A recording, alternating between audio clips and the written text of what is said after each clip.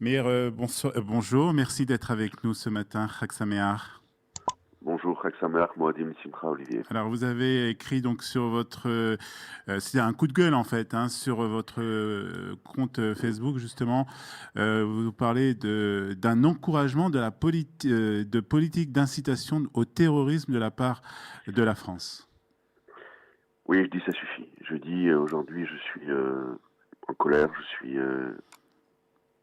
très très en colère, je suis écœuré, consterné par la prise de position de la France. Que la France soit pro-palestinienne, c'est une chose.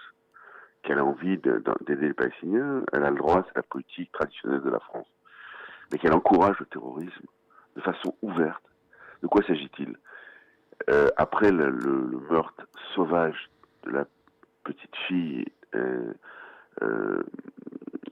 qui a été tuée dans les bois de Jérusalem Oui. il y a quelques semaines de cela, la Knesset, souveraine, a voté à son écrasante majorité. Imaginez-vous, je crois, près de 84 voix pour le gel de l'argent qui va tous les mois au terrorisme, aux terroristes palestiniens, aux familles terroristes palestiniennes versées par l'autorité palestinienne. C'est-à-dire que, pour expliquer à nos auditeurs, c'est que l'autorité palestinienne attribue en fait des allocations, une subvention aux familles des terroristes qui ont perpétré des attentats en Israël. Absolument. Et lorsque cet Ori Ansbacher a été tué, le gouvernement israélien a décidé cette fois-ci de ne pas reverser ces taxes qui vont à des familles terroristes. Tout simplement, ça encourage les terroristes, ça encourage des Palestiniens à tuer pour avoir 3500, c'est beaucoup d'argent, dollars tous les mois, vous le savez très bien. Et je dis aujourd'hui, alors qu'on est en train de lutter contre le terrorisme, on a eu près de 250 personnes tuées par le terrorisme islamiste en France, nous, Français, on est en train de demander, d'exiger qu'Israël rende ces montants à l'autorité palestinienne. On est devenu fou. Je suis écœuré en tant que député français, j'ai des centaines de messages de mes administrés dans ce sens. On ne peut pas, le monde est à feu et à sang. 310 chrétiens qui étaient tués par le terrorisme islamiste au Sri Lanka. On a des campagnes en France qui ont fait des centaines de morts. Imaginez-vous un seul instant que l'autorité palestinienne verse tous les mois à toutes les familles des terroristes français qui ont tué, des terroristes djihadistes français qui ont massacré des Français, les Mera, les Abdeslam et autres, de l'argent tous les mois à leur famille. Mais c'est invraisemblable. Moi j'ai souvenir, je l'ai rappelé dans mon poste. D'ailleurs, je vais écrire au président de la République. Là, je suis actuellement en Israël. Et dès que je rentre, je vais lui écrire une lettre très ferme que je rendrai publique. Parce qu'on ne peut pas vouloir lutter contre le terrorisme et encourager le terrorisme en même temps. Et donc, j'ai un souvenir, la fameuse cagnotte qui a été gelée du fameux boxeur il y a quelques semaines de ça lors des Gilets jaunes, à juste titre. Chacun a vu ces images du boxeur qui avait frappé un gendarme à main nue. Il l'avait pas tué, il avait quelques jours d'ITT, mais ce qui est grave en soi, évidemment, de frapper quelqu'un, un policier ou un gendarme. Et lorsque il y avait eu une collecte sur Internet pour essayer de lui permettre de préparer sa défense, tout le monde a hurlé et cet argent a été bloqué. Là, il s'agit simplement de quelqu'un qui avait donné quelques coups de poing. Là, il s'agit de terroristes qui ont tué. Avec les mains pleines de sang, de familles terroristes à qui on donne de façon régulière, tous les mois, l'argent. Et là, la France a choisi son camp. La France est pro-palestinienne. D'ailleurs, la visite en Israël d'Emmanuel Macron a été maintes fois repoussée. Je l'ai vu en tête-à-tête au mois de novembre dernier. Il m'avait assuré que le Premier ministre, que lui-même se rendrait cette année en Israël, et que le Premier ministre devait venir au mois de décembre. Il m'avait même dit le 6 décembre, il sera là. Mais hier, je le dis, il va précéder ma venue. Tout ça, ça a été annulé. Il y a des élections en France. Ma conviction aujourd'hui, c'est que, alors, mais est-ce que c'est une politique anti-israélienne ou c'est plutôt une politique dirigée contre, je dirais, le Premier ministre Benjamin Netanyahu? Parce qu'on a vu pendant la campagne une sorte d'ingérence, on va dire, du palais de l'Élysée dans l'élection israélienne, avec une invitation vraiment on va dire quelques jours avant l'élection de Yair Lapid. On a vu aussi que Emmanuel Macron a mis beaucoup de temps à féliciter Benjamin Netanyahu de sa réélection.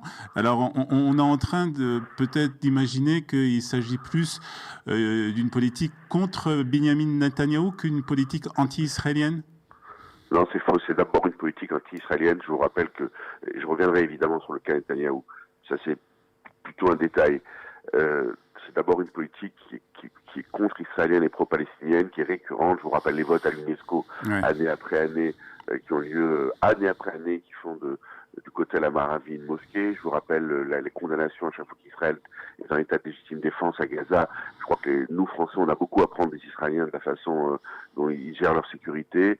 Je vois en permanence les réactions du Quai d'Orsay à tout ce qui est plan américain sur le Golan, par exemple. Évidemment, la France préfère, alors que tout le monde en Israël, au-delà des transpartisans, veut voir aujourd'hui, en tout cas l'écrasante majorité, préfère que le Golan et des crèches fleuries soient sous contrôle israélien que sous contrôle d'un boucher qui a tué, qui massacre son peuple et qui est responsable de 700 000, 800 000 morts. Alors après, vous allez me dire, les relations entre Macron et Netanyahou, elles étaient bonnes. Je suis un premier témoin, je le sais parce que je connais bien tous les deux personnellement, et elles étaient bonnes jusqu'à il y a très peu de temps, puisque lorsqu'il était encore le 11 novembre, la France a bien reçu Benjamin Netanyahu. Mais il est certain qu'avant les élections, la France avait fait son choix. Et ce que la France, mon pays, j'ai l'impression oublie, c'est qu'Israël est un État démocratique. Regardez ce qui vient de se passer en Égypte, c'est très bien, je préfère le régime de Sisi. Mais là, Sisi, il est élu jusqu'en 2030. Voilà, un petit coup de fion, et affaire classée. Israël, c'est un vrai État démocratique. Benjamin Netanyahu a été élu à 5 reprises. C'est unique dans l'histoire. Dans quelques semaines, il va dépasser Ben Gurion, qui était le père fondateur de cet État. Et l'amour, l'affection particulière chez les franco-israéliens. Moi, tout le monde connaît ma proximité avec lui. Les Français m'ont donné 88% des voix en Israël contre la candidate d'Emmanuel Macron. Ça, c'est démocratique. Chacun pouvait voter, pas voter. On peut aimer ou pas aimer Meir Habib. On peut aimer ou pas aimer Netanyahou. Les gens votent et ils choisissent. Et ça s'appelle la démocratie.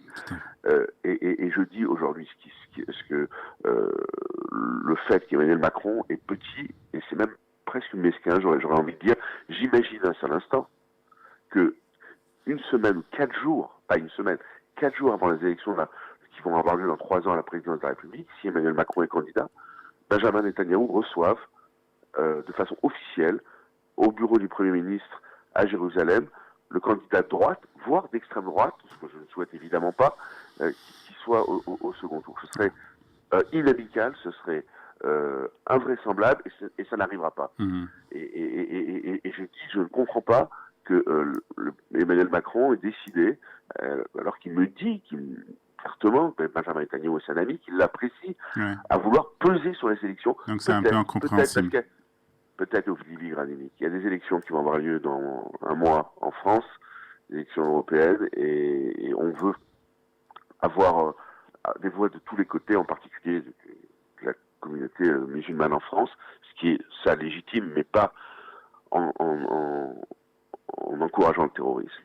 Et là, aujourd'hui, ce qui s'est passé, moi, c'est un ras-le-bol, c'est plus qu'un coup de gueule, c'est un écœurement. Vous allez agir, donc, vous allez agir en écrivant une lettre de votre retour à Paris. Au président de la République. Deux, je compte en parler en commission. Je l'ai déjà fait, d'ailleurs, c'est même enregistré en parlant. Je suis président de la commission des affaires étrangères à Jean-Yves Le Drian. On se voit une fois par mois, de façon ce qu'il y a de plus officiel. Je vais mobiliser certains de mes collègues parlementaires. Et on ne peut pas à la fois vouloir lutter dans les semaines à venir contre l'antisionisme et l'antisémitisme, mais à la fois encourager le terrorisme islamique, le terrorisme palestinien, en demandant à ce que les Israéliens financent mois après mois les familles de ce terrorisme. Voilà. Donc Bon, on suivra bien entendu avec vous cette affaire. Mir Habib, député des Français à l'étranger. Merci d'avoir été avec nous ce matin sur Studio Kelita. Shalom, Shalom et Chag Sameach.